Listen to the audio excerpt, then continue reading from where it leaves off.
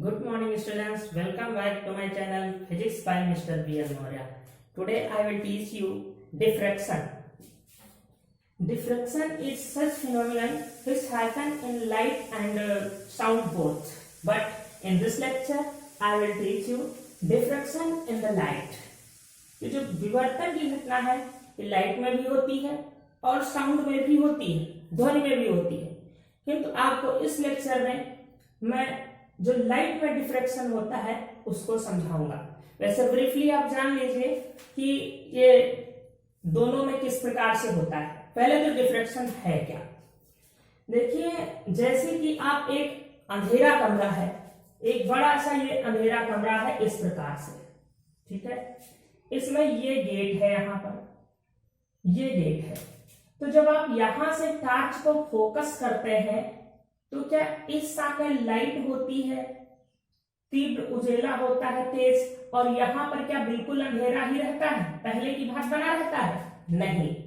जब आप यहां से टॉर्च लगाते हैं तो सामने तो यहां पर तीव्र प्रकाश हो जाता है, किंतु साइड में भी ये यहां साइड में भी प्रकाश थोड़ा बहुत चला जाता है। अर्थात इसके जो गेट के सामने का भाग है उसको छोड़कर किनारों पर भी प्रकाश हल्का हल्का दिखाई देने लगता है। और एक फिनोमिनन, जैसे कि आप ये टॉर्च फोकस कर रहे हैं वायुमंडल में, तो ये उसका फोकस हुआ। तो जब इसको आप जलाते हैं तो क्या इस सामने लाइट होती है, पूर्ण फोकस होता है और साइड में बिल्कुल अंधेरा रहता है? नहीं, साइड में भी इधर की ओर और इधर की ओर प्रकाश हल्का फैल जाता है। और इवेंट आप देखिए, इसी प्रकार की छोटी छोटी सी इवेंट्स हैं।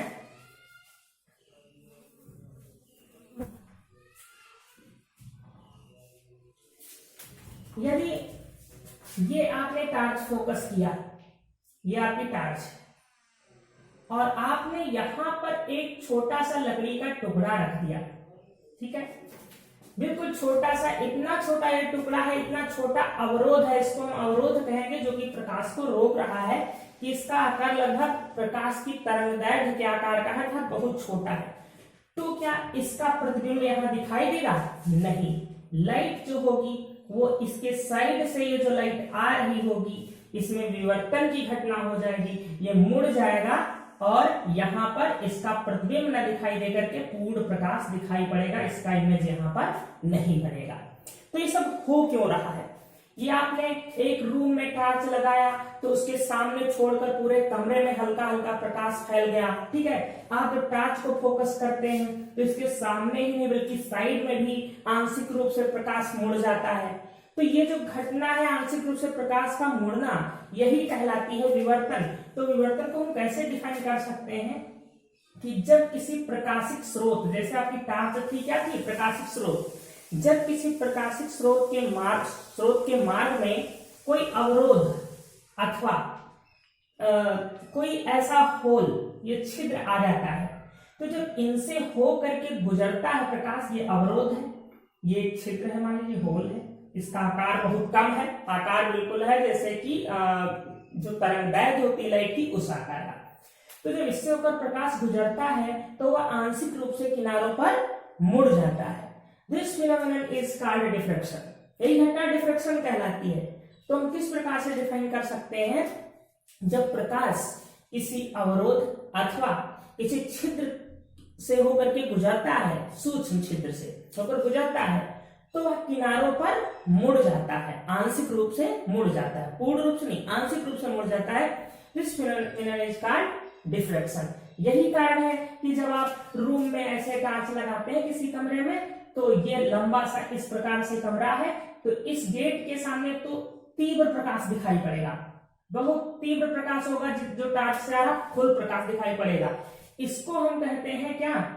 इसको हम कहते हैं दीप्त बैंड, यहाँ कहते हैं केंद्रीय उच्चिष्ट। इसको हम केंद्रीय उच्चिष्ट कहते हैं, मतलब सबसे तीव्र प्रकाश। जो कि ये देखो, हमने ये जो फिगर बनाया है इसमें हमने दिखाई है, उसी कमरे का ही आप फिगर बना सकते हैं। ये जो विवर्तन प्रतिरूप देखा गया है बिल्कुल वैसी घटना है। तो ये जो है केंद्रीय उच्चिष्ट इसको कहते हैं। और जब हम ज्यामितीय व्यवस्था दिखाएंगे तो उसमें ये देखो, इसको केंद्रीय उच्चिष्ट बनाया गया है, सबसे ऊंचा आपको गुम्बद जैसा दिखाई पड़ रहा है। और इस फिगर में हम केंद्रीय उच्चिष्ट किसको कहेंगे? इसको कहेंगे। क्यों? क्योंकि जो यहां से रेज आ रही होती है, जो टार्च से रेज आ रही होती है, तो सबसे अधिक रेज जो होती है वो कहां जाएंगी? सामने के भाग में। सबसे अधिक रेज जो होंगी वो सामने के भाग में जाएगी और आंशिक रूप से रेज किनारों पर मुड़ जाएंगी। इसको इस ज्यामिति चित्र में हमने दिखाया है।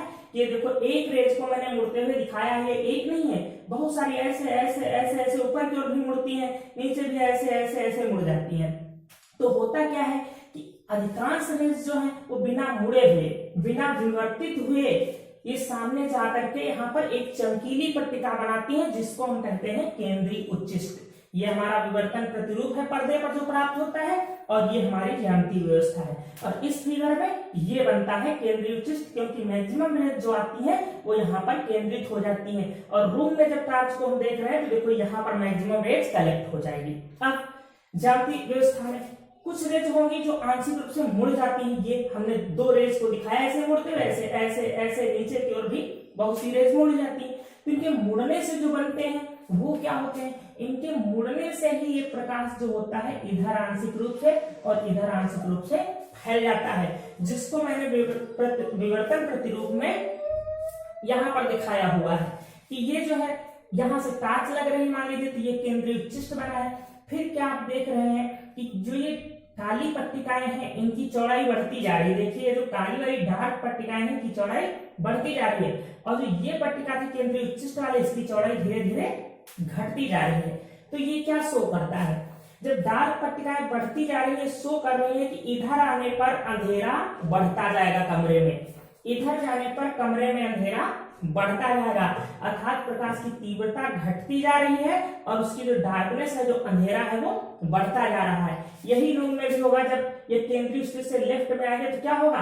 प्रकाश की तीव्रता घटती जाएगी और अंधेरा बढ़ता जाएगा, इधर भी तीव्रता घटती जाएगी और अंधेरा बढ़ता जाएगा।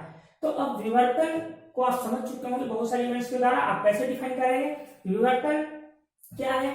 जब किसी प्रकाश स्रोत के मार्ग में एक अवरोध अथवा जब प्रकाश स्रोत किसी अवरोध अथवा किसी छिद्र से होकर के गुजरता है तो यह किनारों पर आंशिक रूप से मुड़ जाता है। यह घटना प्रकाश का विवर्तन कहलाती है। इसके बहुत सारे उदाहरण बताए। टार्च से निकले हुए प्रकाश का किनारों पर मुड़ जाना, कमरे में लगती हुई लाइट का, या आप देखते हैं सन जो है आपके घर के बाहर फुल लाइट देता है, फुल जो है लाइट आपको दिखाई पड़ती है, लेकिन दिन के समय जब सूरज निकलता है तो आपके कमरों में भी हल्का हल्का प्रकाश आ जाता है, वहां तो रात जैसा अंधेरा नहीं होता है ना।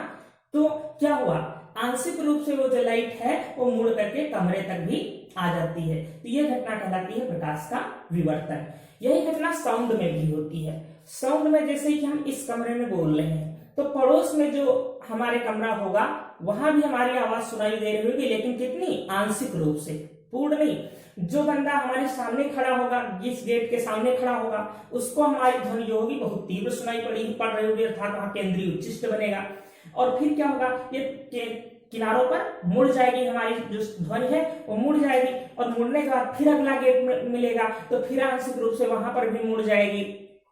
तो इस प्रकार से मुड़ते हुए ध्वनि दूसरे कमरे तक पहुंच जाती है। तो ध्वनि में भी विवर्तन होता है। क्वेश्चन एग्जाम में कई बार पूछा गया है कि ध्वनि का एक कमरे से दूसरे कमरे तक पहुंच जाना कौन सी घटना आधारित है? विवर्तन की घटना पर आधारित है। तो बच्चों, ये आपको विवर्तन के बारे में हो गया। अब आप पढ़ेंगे एकल झिर्री द्वारा विवर्तन प्रतिरूप। एकल झिर्री द्वारा विवर्तन प्रतिरूप क्या है आप समझ तो वैसे चुके हैं।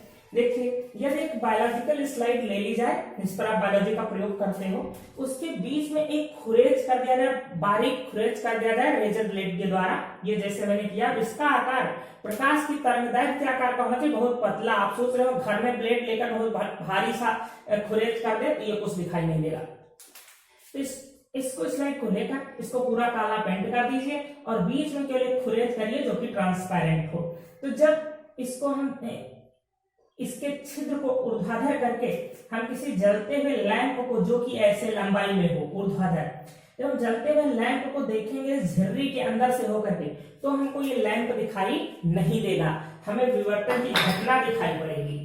हमें ये लैंप नहीं दिखाई पड़ेगा। आप देख कर प्रयोग कर सकते हैं ऐसा कि जब हम इस छिद्र से होकर के किसी जलते हुए लैंप को देखेंगे तो हमको लैंप नहीं दिखाई पड़ेगा, बल्कि हमको इस प्रकार का प्रतिरूप दिखाई पड़ेगा जिसे हम विवर्तन प्रतिरूप कहते हैं, हमें क्या दिखाई पड़ेगा कि इस झिर्री के सामने एक बहुत चौड़ी सी चमकीली पट्टिका दिखाई पड़ रही होगी। उसके किनारों पर चमकीली पट्टिकाएं होंगी, लेकिन उनकी चौड़ाई जो होगी धीरे धीरे घटती जाएगी, और जो डार्क पट्टिकाएं हैं दिखाई पड़ेगी, उनकी चौड़ाई धीरे धीरे बढ़ती चली जाएगी। यही कारण है कि केंद्र में तीव्र प्रकाश होगा और किनारों पर धीरे धीरे अंधेरा होता जाएगा, धुंधला होता जाएगा, प्रकाश घटता चला जाएगा।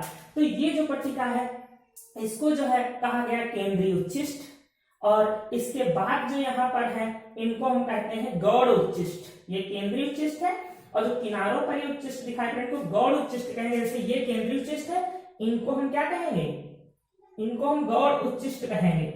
और जो डार्क पट्टिकाएं दिखाई दे रही हैं ये, इनको हम निम्निष्ट कहते हैं, जो कि ये है। ये हमारे ज्यामितीय व्यवस्था, ये हम ज्यामितीय व्यवस्था देख रहे हैं जो यहाँ पर है, ये हमारा विवर्तन प्रतिरूप है, ये ज्यामितीय व्यवस्था है। इस ज्यामितीय व्यवस्था को प्राप्त करने के लिए ये आप फिगर देख रहे हैं।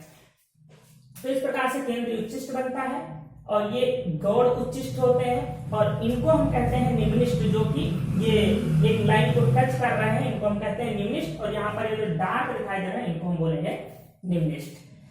तो इस प्रकार से एकल स्थिति का प्रयोग हो गया। अब आप देखेंगे विवर्तन प्रतिरूप की ज्यामितीय व्यवस्था।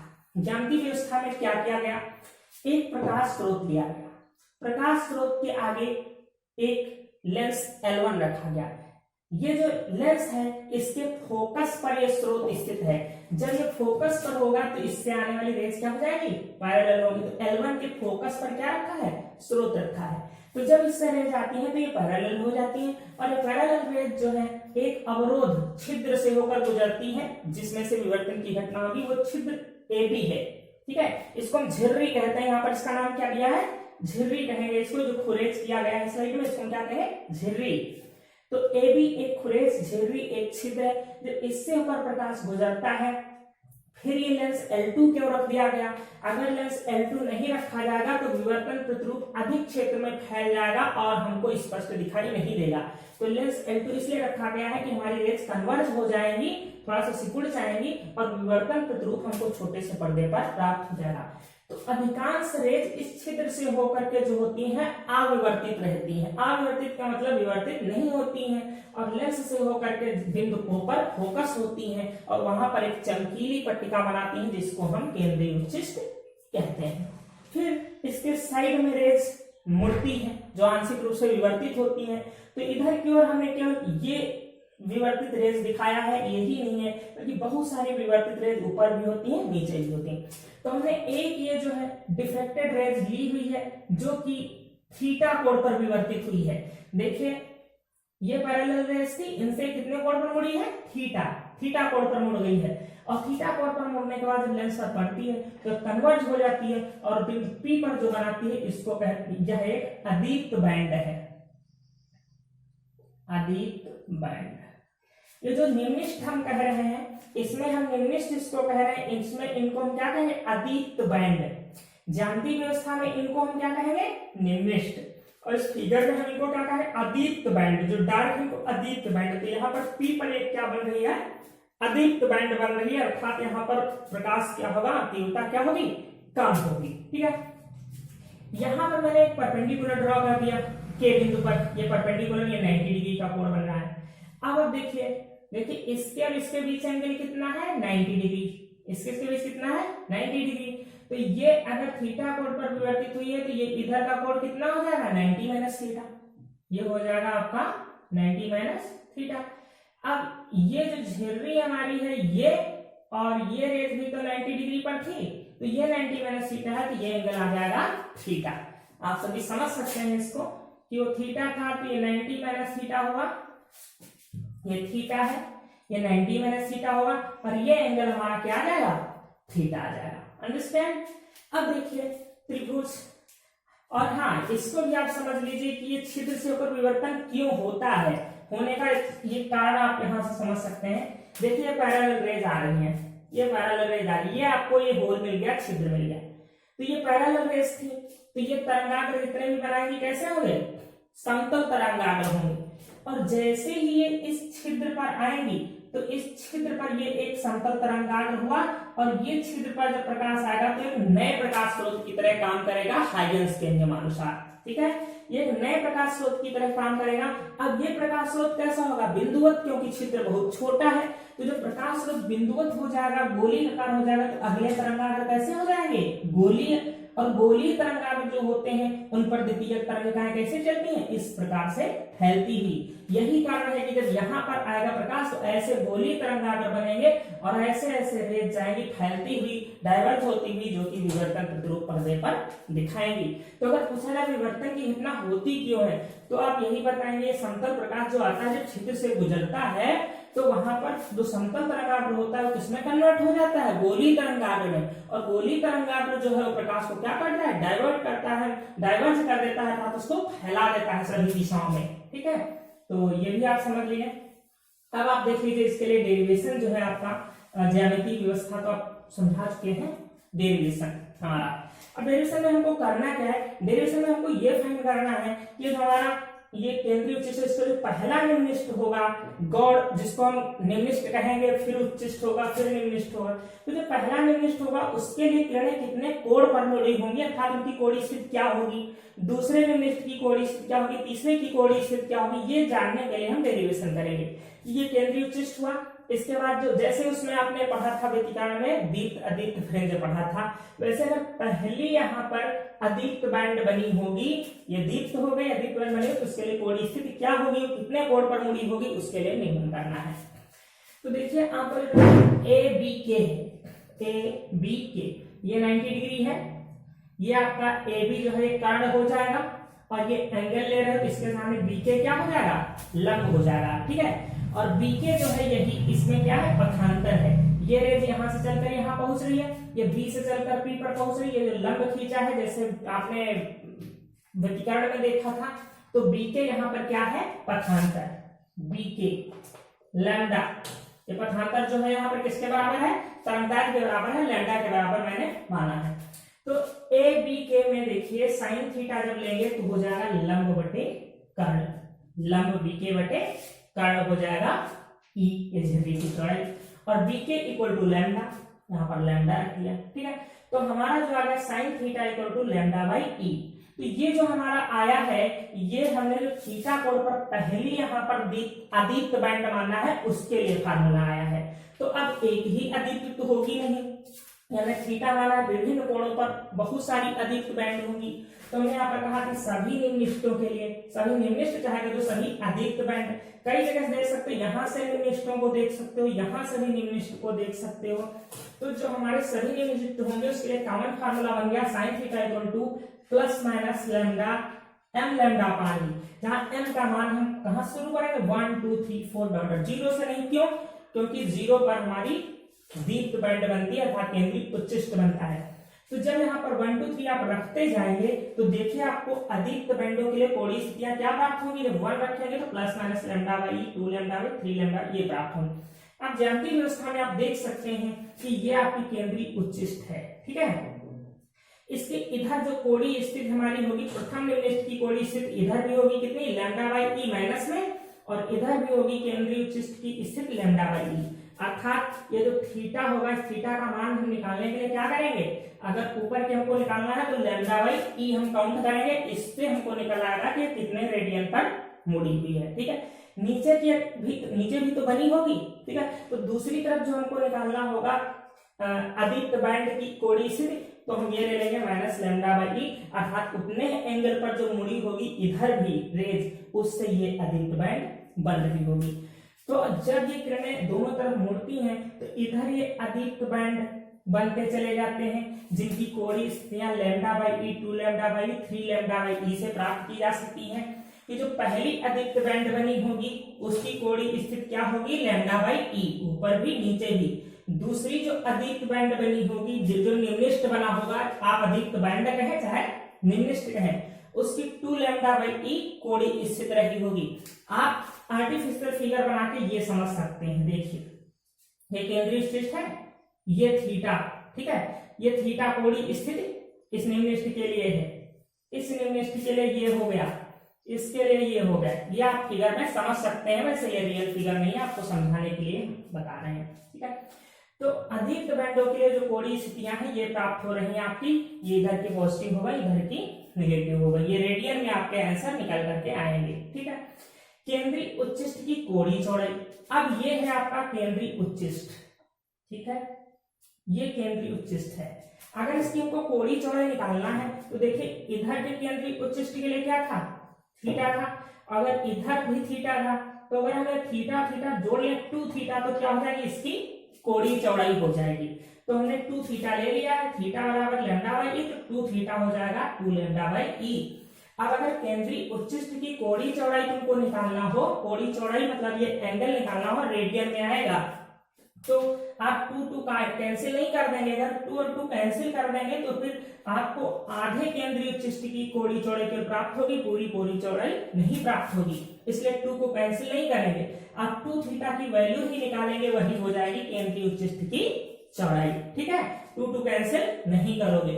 अब रेखीय चौड़ाई, ये तो कोणीय चौड़ाई को मैंने ऐसे बता दिया, थीटा एंगल पर इधर, थीटा एंगल पर इधर, यहां देख लीजिए यहाँ पे। अब इसकी जो है इसका एंगल यहां से फाइंड किया जाएगा, देखिए थीटा एंगल पर वो जा रही, थीटा पर ये आ रही है, तो ये हो जाएगी हमारे केंद्रीय उच्चिष्ट की कोणीय चौड़ाई। अब इसकी रेखीय चौड़ाई, रेखीय चौड़ाई ये हो गई, ये केंद्रीय उच्चिष्ट की रेखीय चौड़ाई ये हो गई, रेखीय चौड़ाई इसको कहेंगे, ये केंद्रीय उच्चिष्ट की बात नहीं हो रही। तो रेखीय चौड़ाई को हम x इधर और x इधर, इसको कह देते हैं 2x। तो केंद्रीय उच्चिष्ट के लिए रेखीय चौड़ाई 2x बराबर जो होती है वो 2 लैम्डा बाई ई यहाँ पर थी कोणीय चौड़ाई। जब हम ये d से मल्टीप्लाई कर देते हैं, d है ये दोनों पर्दों के बीच की दूरी, कैपिटल D, ठीक है। ये डेरिवेटिव फार्मूला नहीं है, ये तो आपको न्यूमेरिकल सॉल्व करने के लिए हेल्पफुल है। अगर रेखीय चौड़ाई निकालनी हो तो 2x निकालोगे, 2 लैम्डा, कैपिटल D है झिर्री से पर्दे के बीच की दूरी अपॉन ई, ठीक है। अब देखो ये जो लेंस है इसके फोकस पर पर्दा रखा है f, अर्थात यहां से यहां तक दूरी क्या है, f के बराबर है, ये दूरी f के बराबर है।